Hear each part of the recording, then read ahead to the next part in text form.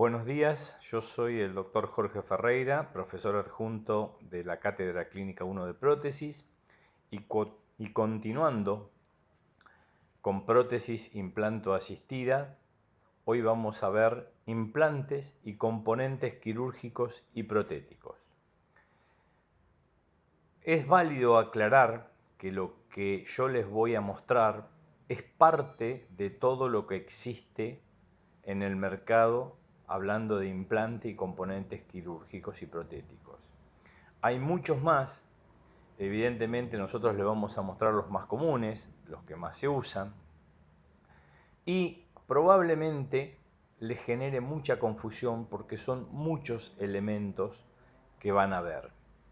Yo les cuento que no tienen que preocuparse, dado que esto cuando lo puedan ver en forma presencial, ver cómo se trabaja, ver en los macromodelos, todo se hace mucho más sencillo y se puede entender perfectamente. Nosotros comenzamos con la parte quirúrgica hablando de implantes.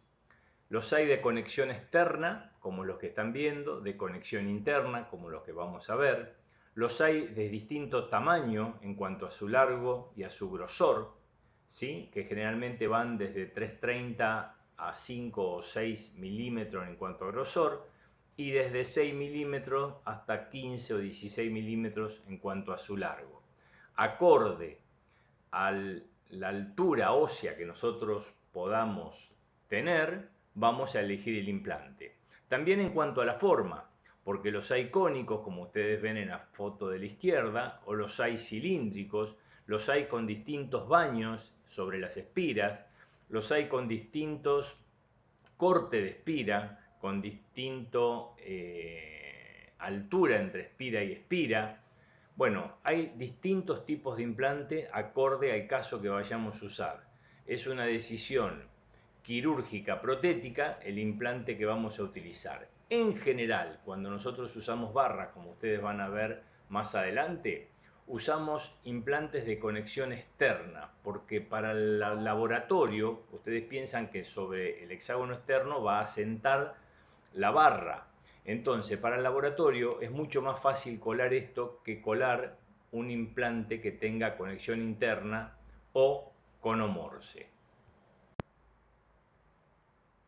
También hay implantes con las mismas características que pasaba en los de hexágono externo en cuanto a sus espiras y a su forma, si es cilíndrico o si es cónico, pero con hexágono interno. La conexión protética va a ser a un hexágono interno o a un conomorse. En general, para lo que nosotros hacemos en la cátedra, que son barras, en algunos casos Volatach, son más usados los de conexión externa porque le es más fácil al laboratorio reproducir cuando llega al momento de hacer el colado, como ya lo vamos a ver más adelante. Pero también existen implantes de conexión interna o conomorse.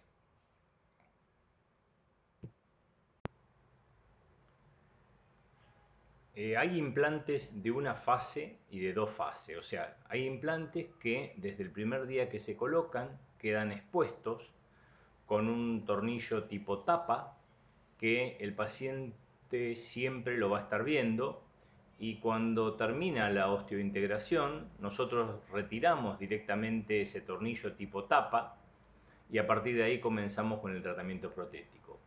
Otros implantes requieren de un tapón de cicatrización.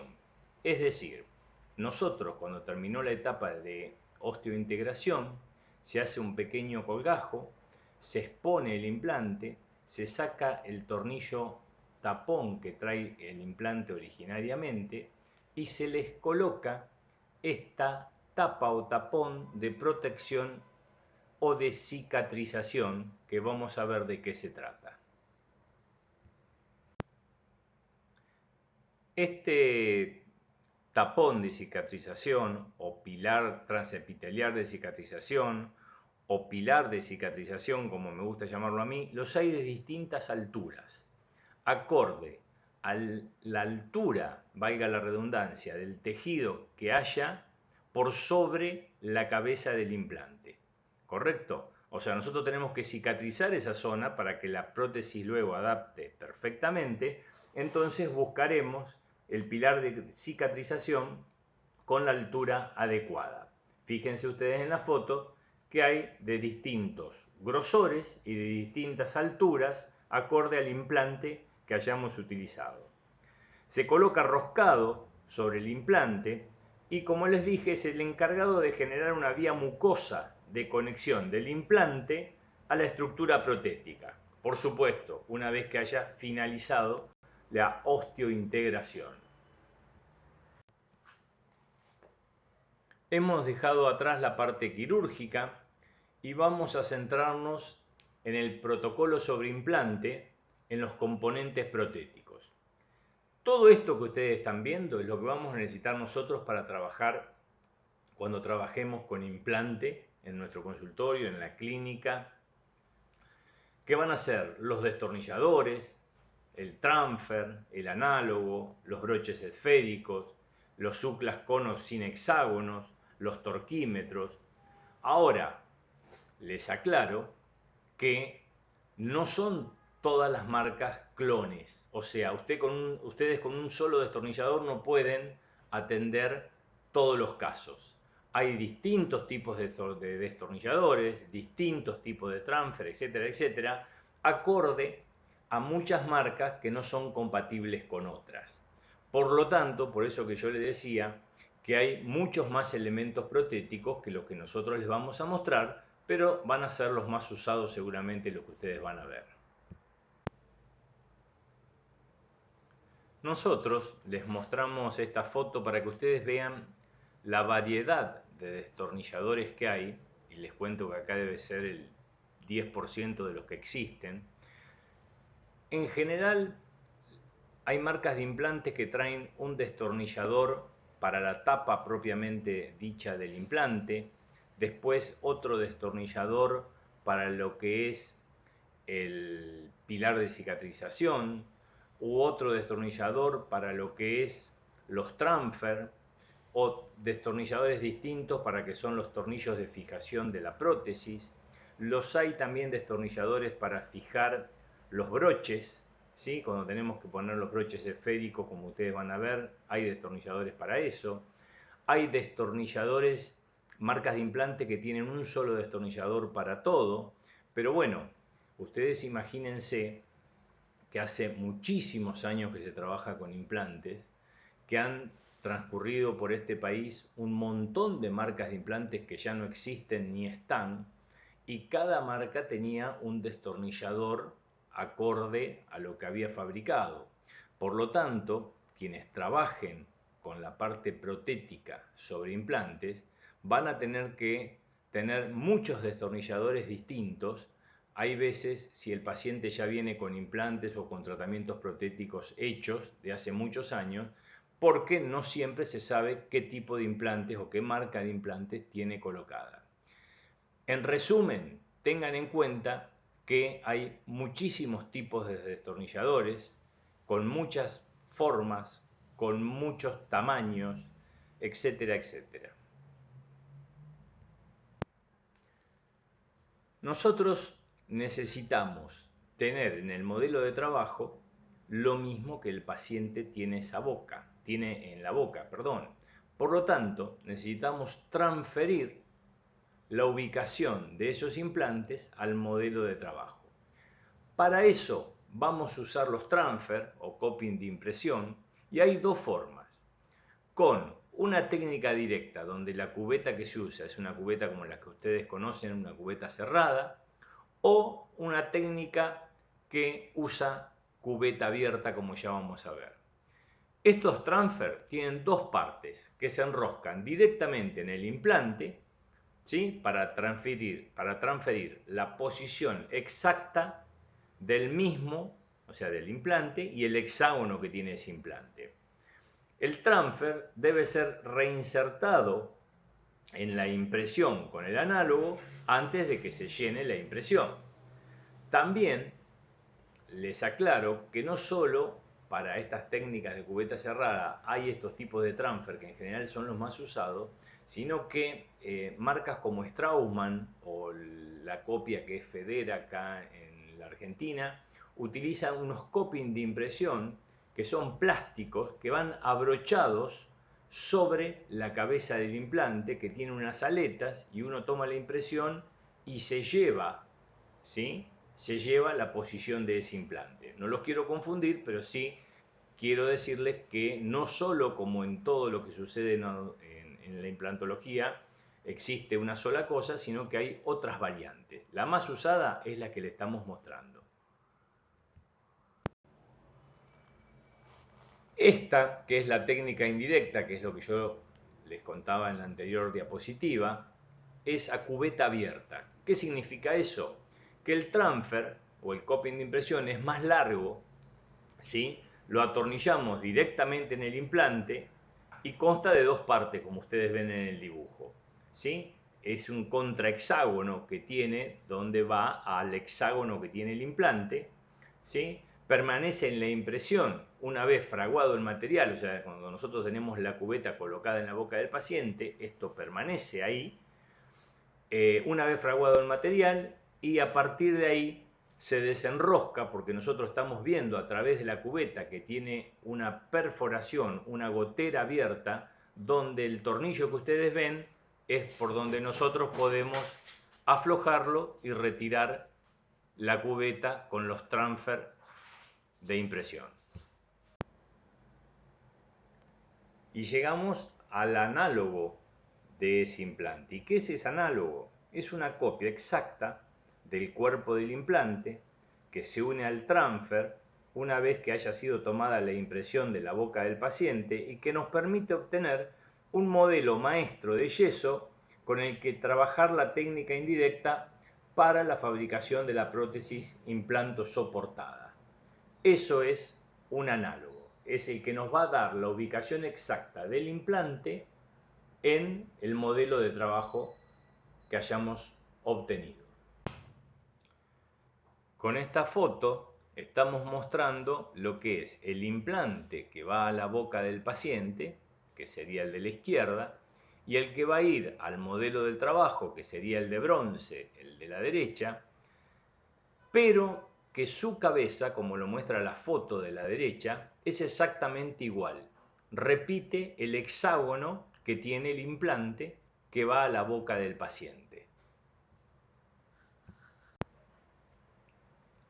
En esta otra diapositiva vemos el implante, el análogo y el transfer. El transfer lo vamos a poder ajustar en la boca del paciente en el implante. Ahora bien, una vez que retiremos la impresión, desajustemos el tornillo, vamos a tener que ponerle del lado interno el análogo, ajustando nuevamente el tornillo, para finalmente llenar de yeso la impresión y que nos reproduzca exactamente la ubicación y el lugar donde está el implante en la boca del paciente y así poder trabajar. En general, cuando vamos a hacer una barra, como este caso que están viendo con 4 implantes en el sector anterior, que estamos utilizando, como verán ustedes en la foto, una cubeta individual, vamos a tener que pensar que el éxito de nuestra rehabilitación protésica está condicionada, entre otros factores, por la realización de una adecuada técnica de impresión. Y creemos que esa adecuada técnica de impresión para este caso es usar cubeta abierta.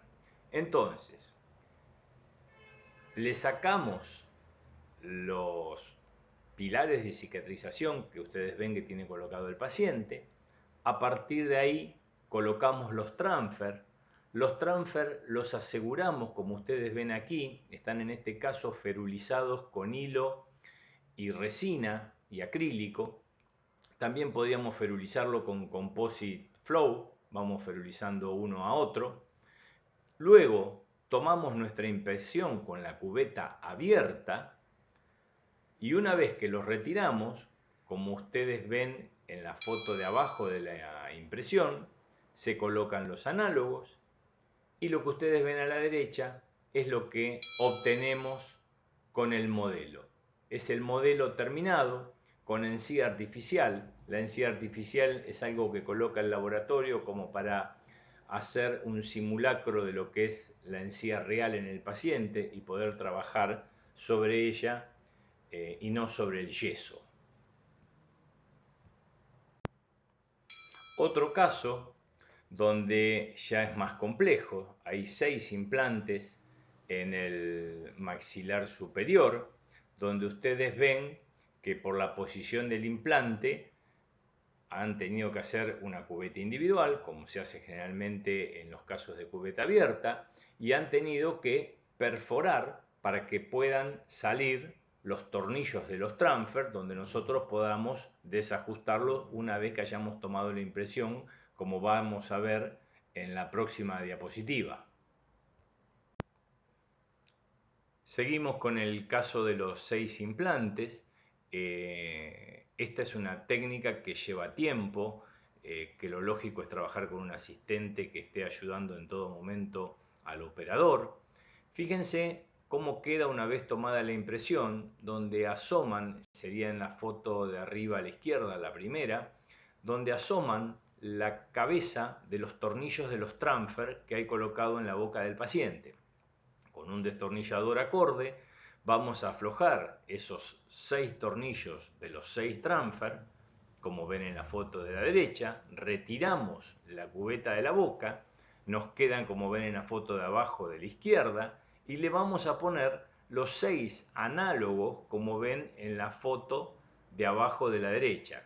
Con los 6 análogos colocados, ahí se va a empezar a hacer el llenado de la impresión.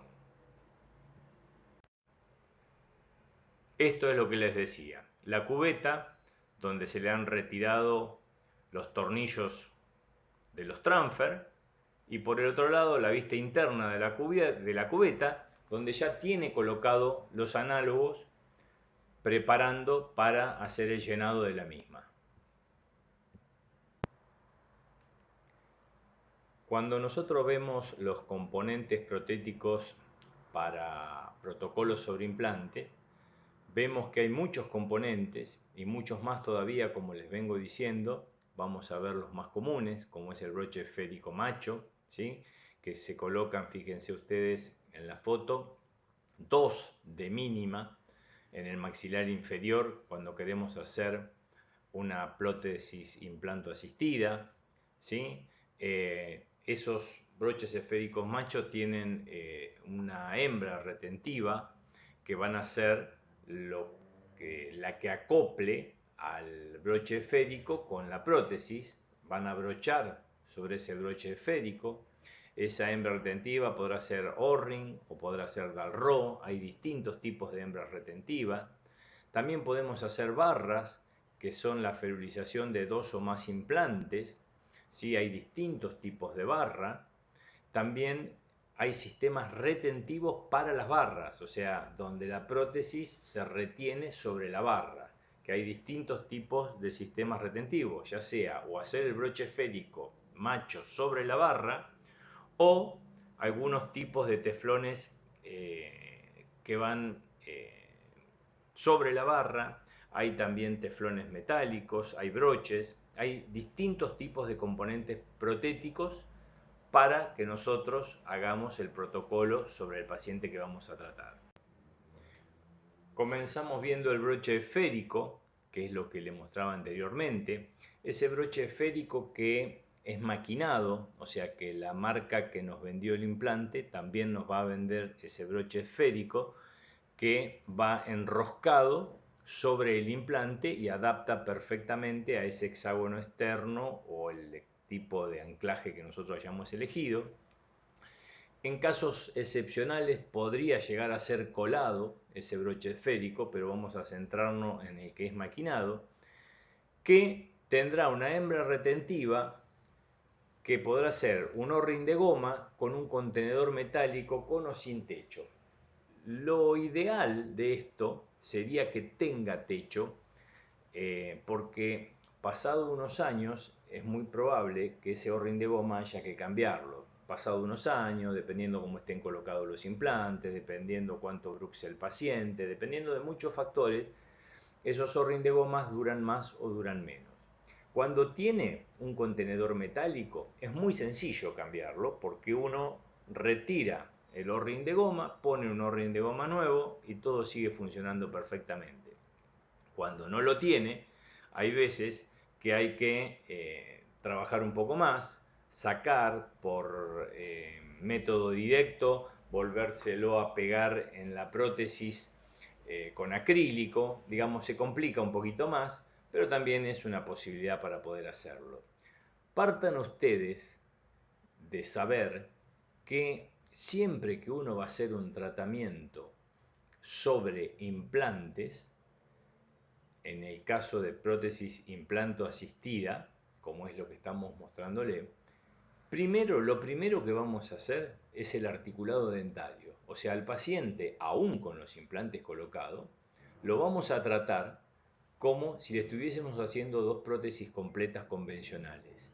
Y vamos a llegar hasta el articulado dentario. Y ahí vamos a parar. ¿Y por qué vamos a llegar al articulado dentario?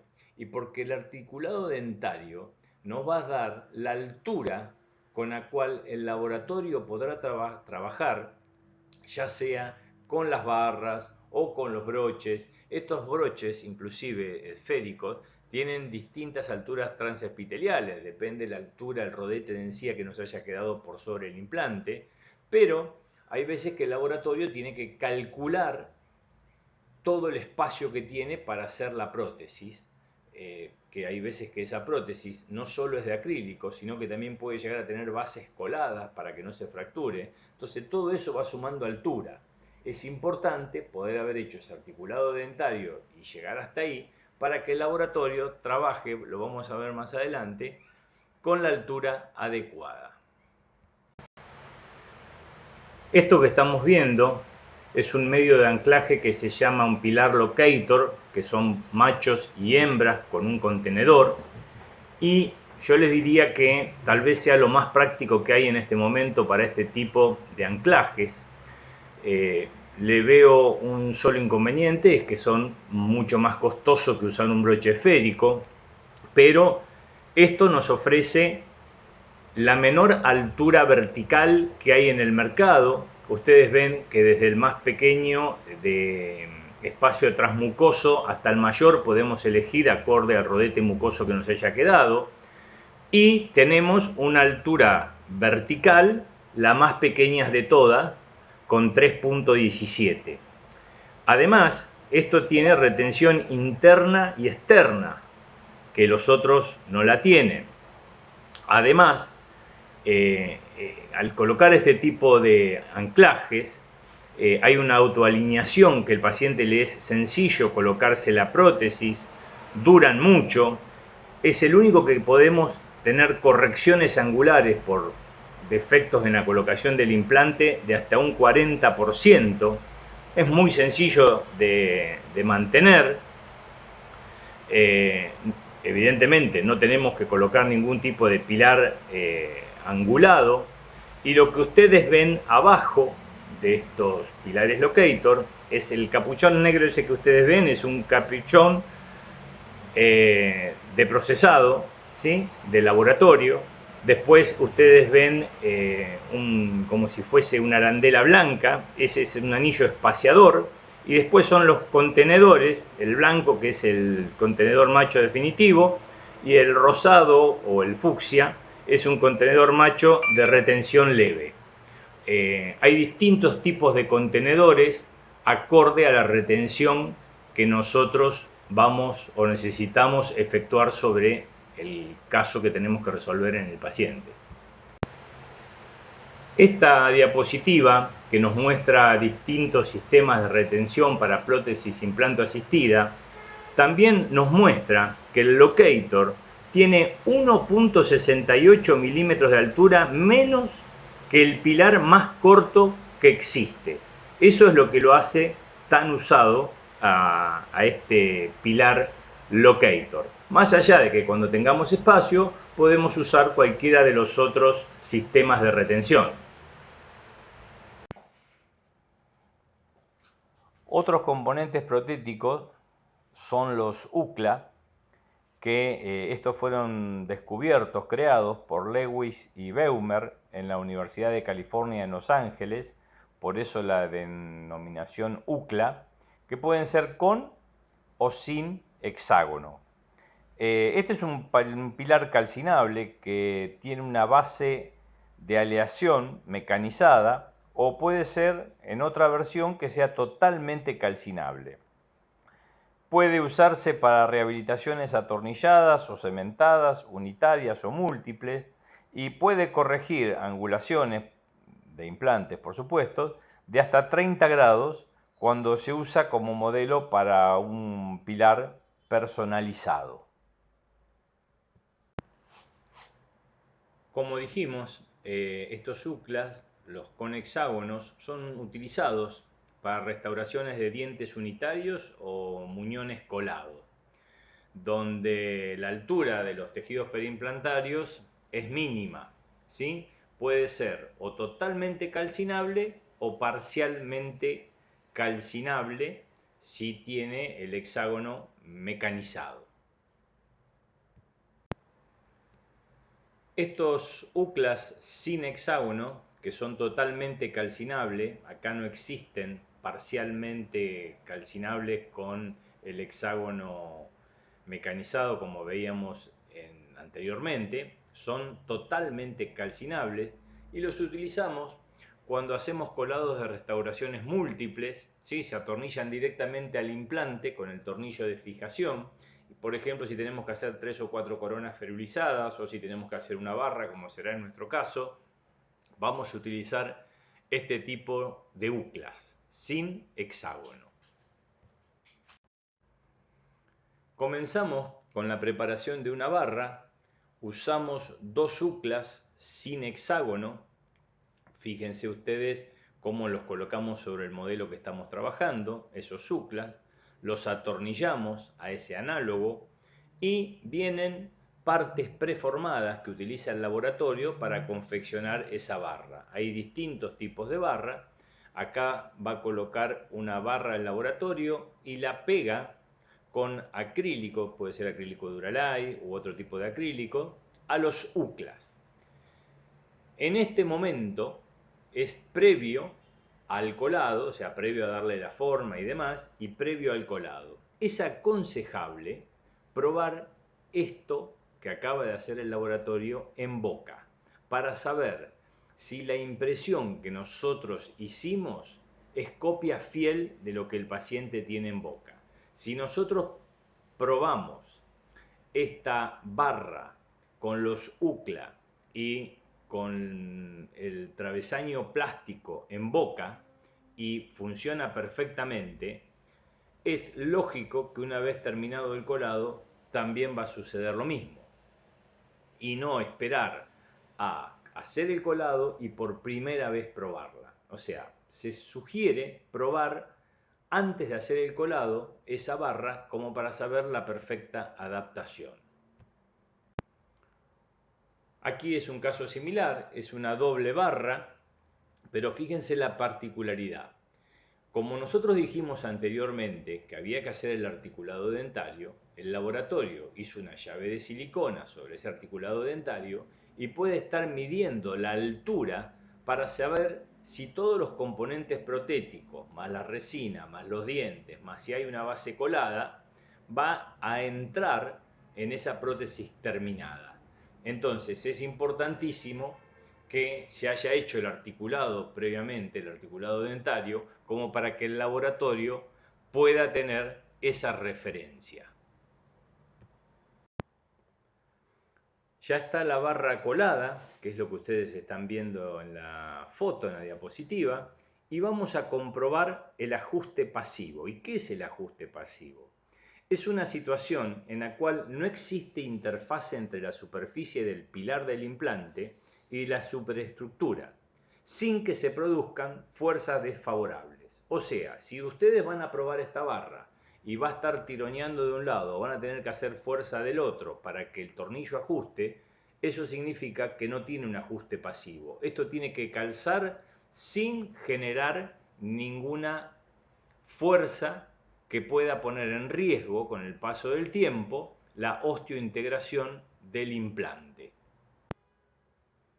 Dentro de los medios de anclaje para prótesis implanto-asistida tenemos las barras Dolder, que estas barras Dolder pueden sujetarse a la prótesis a través de clips metálicos o clips plásticos, y barras cilíndricas que también tienen el mismo modo de sujeción, que son con clip metálico o clip plásticos.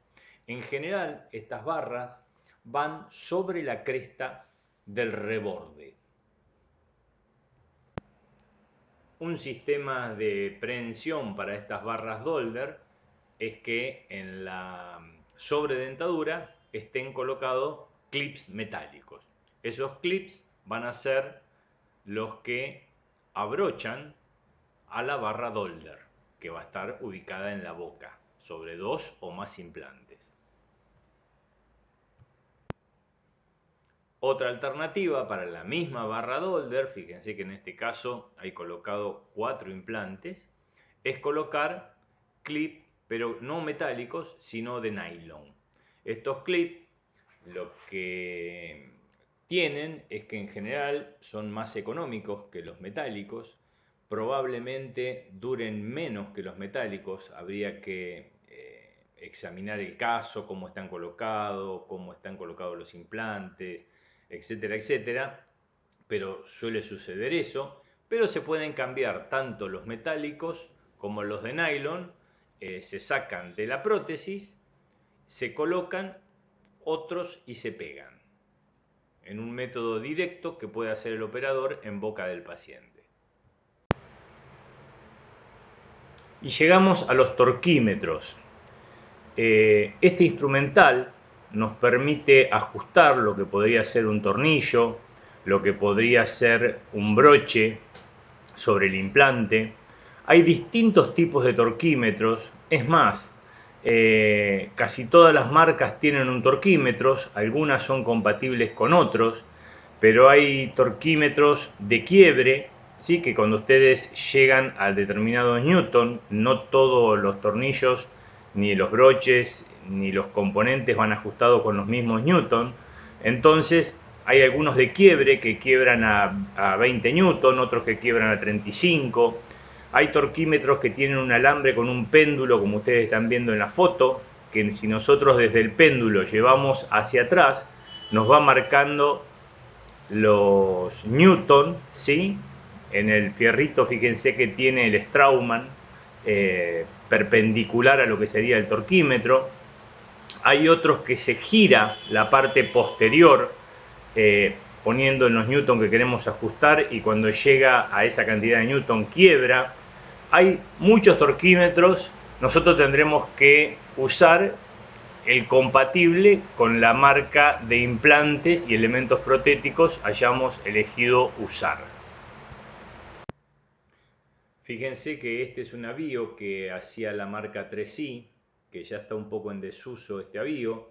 Era un torquímetro que es como si fuesen micromotores, lo que ustedes ven de distintos colores, pero en realidad eran manuales su uso, y cada color tenía una cantidad de newton determinada, entonces uno iba ajustando, ¿sí? Con lo que sería el contraángulo de adelante y las puntas que se le iban poniendo para darle el torque necesario. La verdad es que a mi criterio no era demasiado cómodo, por eso que ha entrado un poco en desuso, porque era demasiado grande, un poco incómodo de usar en la boca del paciente, pero también en el avío venían distintos tipos de destornilladores, que eso sí, evidentemente quien use 3i o los clones de 3i se siguen usando sin ningún problema.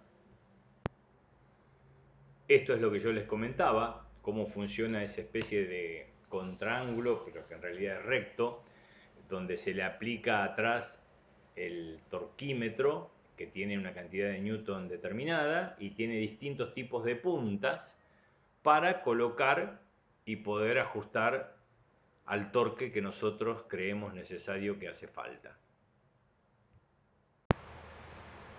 Este es otro torquímetro que ya está en desuso dado el tamaño de la cabeza que tienen. Muchos pacientes que no tenían una gran apertura bucal era muy difícil trabajar con él, pero era un torquímetro que proveía la marca 3i con puntas intercambiables que podían ser cuadradas o hexagonales. Hemos llegado a la última diapositiva.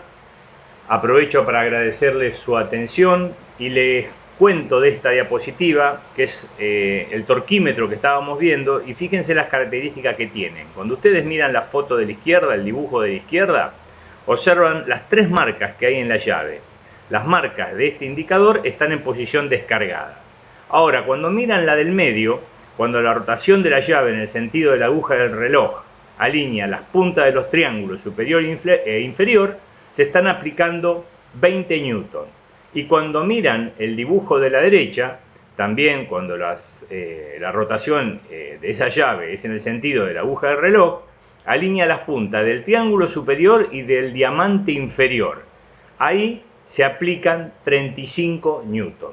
Les mostramos esto como para que vean la variedad de torquímetros que tenemos.